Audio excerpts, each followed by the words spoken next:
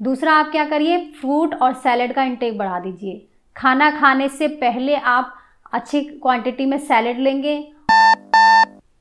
Hello friends, welcome back to my channel. मेरा नाम doctor सुमन है और आज की हमारी जो वीडियो का टॉपिक है वो है एसिडिटी।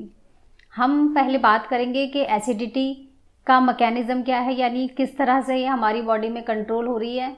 फिर उसके बाद हम इसके कॉजेज़ जानेंगे और फिर उसके हम क्या ट्रीटमेंट है पॉसिबल, वो हम इसके बारे में बात करेंगे। तो आइए शुरू करते हैं अपना वीडियो। फ्रेंड्स, सबसे पहले हमें जानना होगा कि एसिडिटी क्या है, वो कैसे बनती है, क्या उसका हमारा जो बॉडी में हमारी जो फिजियोलॉजी है वो क्या है। इसमें क्या होता है कि जो हमारा स्टमक होता है, स्टमक की जो सबसे अंदर वाली जो लाइन होती है, वो मेम्ब्रेन जो होती है, जो अंदर वाली जो लाइन होती है, उसमें कुछ खास सेल्स होते हैं। वो उन सेल्स का काम होता है एसिड सिक्रीट्स करना, यानी एसिड को वो निकालती हैं। एसिड होता है जो हमारा होता है वो हाइड्रोक्लोरिक एसिड होता है। जैसे ही खाना हमारे मुंह में आता है तो हमारे ब्रेन को पता लग जाता है कि खाना आ चुका है, अब उनको एसिड निकालना है ताकि वो खाना आगे जाके डाइजेस्ट हो सके। फिर जैसे ही वो खाना मुंह में आप जब उसको चबाते हो, चबाने के बाद जब वो आप उसको निगलते हो और वो पेट में जाता है, फिर दोबारा से एक और इम्पल्स उस टाइम पर भेजा जाता है ब्रेन में कि खाना अब पहुंच गया है, तो आप अब और से जो एसिड है वो उसको आप रिलीज़ करें। तो इस तरह से ये पूरा मैकेनिज्म होता है जो हमारे कंट्रोल में नहीं होता है, ये पूरी तरीके से हमारे ब्रेन के कंट्रोल में होता है।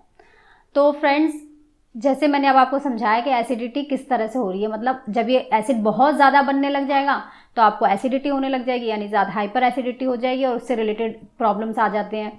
जैसे एसिड का ज़्यादा बढ़ने से लोगों के चेस्ट में बर्निंग, जलन शुरू हो जाती है या उनको अल्सर बन जाते हैं। और कभी कभी GERD जो कि गैस्ट्रोइसोफेजियल रिफ्लक्स होते हैं, वो डिजीज़ बन जाता है, जिसके अंदर जो हमारी जो फूड पाइप होती है जिससे खाना हमारे पेट तक जाता है, उसके एंड में उसका एक ढक्कन लगा होता है कि वो ढक्कन या तो लूज़ हो जाता है, जिसके वजह से खाना जो होता है वो वापस ऊपर वाली जो आपकी खाने की नली होती है वो उसमें आने लगता है।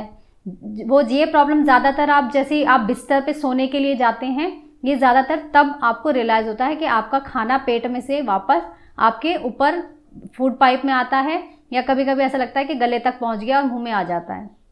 तो फ्रेंड्स, ये इससे होने वाली जनरल प्रॉब्लम है जो हाइपर एसिडिटी की वजह से होती हैं। इसके और भी कई कारण होते हैं, ये तो मैंने आपको बताया ब्रेन से रिलेटेड था।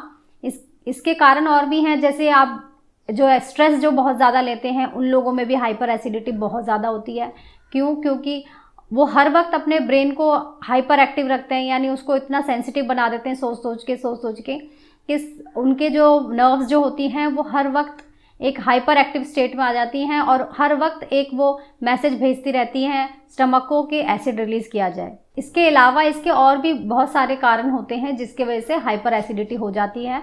जैसे आप ज़्यादा स्पाइसी फूड ले रहे हैं, या बहुत ज़्यादा ऑयली फूड खा रहे हैं, या आपका टी और कॉफ़ी का इंटेक बहुत ज़्यादा है, स्मोकिंग अगर आप बहुत ज़्यादा करते हैं, अल्कोहल आप बहुत ज़्यादा अगर आप पीते हैं, तो उसके वजह से भी जो एसिडिटी होती है वो देखने को मिलती है। तो आइए अब बात करते हैं कि अगर आपको एसिडिटी हो गई है या आप चाहते हो कि आपको एसिडिटी ना हो तो आप उसके लिए क्या क्या कर सकते हैं। सबसे पहले आपको, जैसे मैंने इसके कॉज बताए, उन सारे कॉजेज़ पे काम करना है, यानी आपको स्मोकिंग छोड़नी पड़ेगी, अल्कोहल छोड़नी पड़ेगी, या अगर आप करते भी हैं तो इसकी क्वांटिटी बहुत कम करनी पड़ेगी। आपको स्पाइसी फूड को उसका भी कंजम्पशन कम करना पड़ेगा। आपको करना चाहिए कि आप अपने खाने में कम से कम मसाले और तेल का इस्तेमाल करें, सारा दिन चाय और कॉफ़ी ना लें। और आपको करना क्या है, ये तो आपके प्रिवेंशन हो गए कि आप ये ना करें। दूसरी चीज़ आपको क्या करनी चाहिए, सबसे पहले एक तो आपको वाटर इनटेक बहुत अच्छा रखना होगा। क्यों? क्योंकि जो पानी होता है उसका pH जो होता है वो न्यूट्रल होता है, यानी वो आपके सिस्टम को न्यूट्रल कर देगा। वो हाइपर एसिडिक है तो वो आपको नॉर्मल स्टेट में लेके आ जाएगा। दूसरा, आप क्या करिए, फ्रूट और सैलेड का इंटेक बढ़ा दीजिए। खाना खाने से पहले आप अच्छी क्वांटिटी में सैलेड लेंगे और खाना खाने के बीच में भी आप सैलेड लेंगे, वो भी काफ़ी हद तक आपके एसिड को न्यूट्रलाइज करेगा।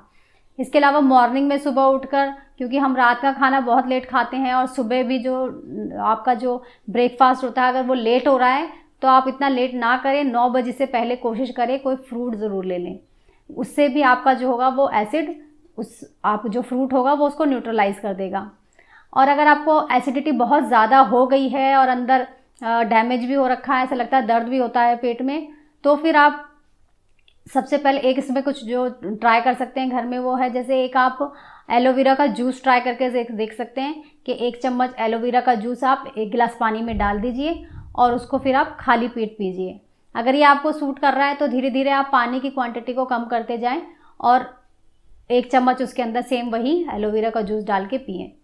अगर इसको करने से आपको तकलीफ़ हो रही है तो इसका मतलब है डैमेज स्टमक में कहीं ना कहीं ज़्यादा है, वहाँ पर कहीं ना कहीं स्वेलिंग हो सकती है या कोई अल्सर हो सकता है। तो फिर आप अपने डॉक्टर को एक बार ज़रूर कंसल्ट करें अगर आपको इन सब चीज़ों से रिलीफ नहीं आ रहा है तो। और अगर आपको एसिडिटी ज़्यादा होती है, यानी ज़्यादा एसिड बनता है, वो ऊपर की तरफ आपके फूड पाइप में आता है, तो आप खाना खाते ही जो सोने की आदत है वो आपको छोड़नी पड़ेगी, क्योंकि खाना खाते ही सोते वक्त जो रिफ्लक्स होता है वो सबसे ज़्यादा आता है।